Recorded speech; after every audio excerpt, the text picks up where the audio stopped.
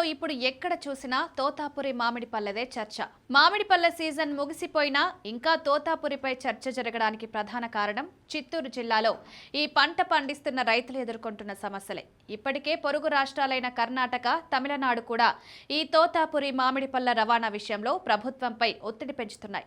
ఈ నేపథ్యంలో రైతులకు అండగా నిలిచేందుకు వైసీపీ అధినేత YS Jagan Chittoor tour plan చేశారు. జగన్ చిత్తూరు జిల్లాలోని బంగారుపాలెం మార్కెట్ యార్డుకు వెళ్లి తోతాపురి రైతుల్ని పరామర్శించబోతున్నారు. ఈ నేపథ్యంలో ప్రభుత్వం ఇవాళ కీలక నిర్ణయాలు ప్రకటించింది.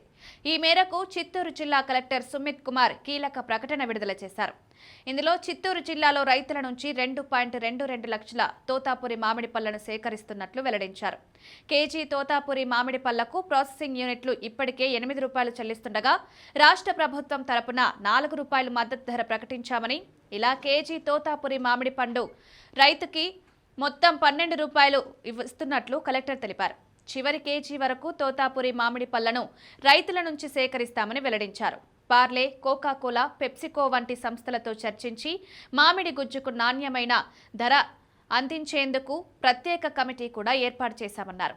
మార్కెట్ స్థిరీకరణ నిధి నుంచి ₹130 కోట్ల విడుదల చేయాలని కేంద్రాన్ని కోరామన్నారు.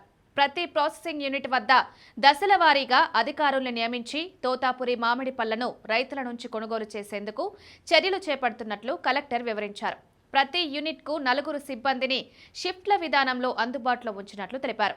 గ్రామ సభలు, రైతుల సహాయక కేంద్రాల ద్వారా రైతులకు అవగాహన కల్పిస్తున్నట్లు వెల్లడించారు.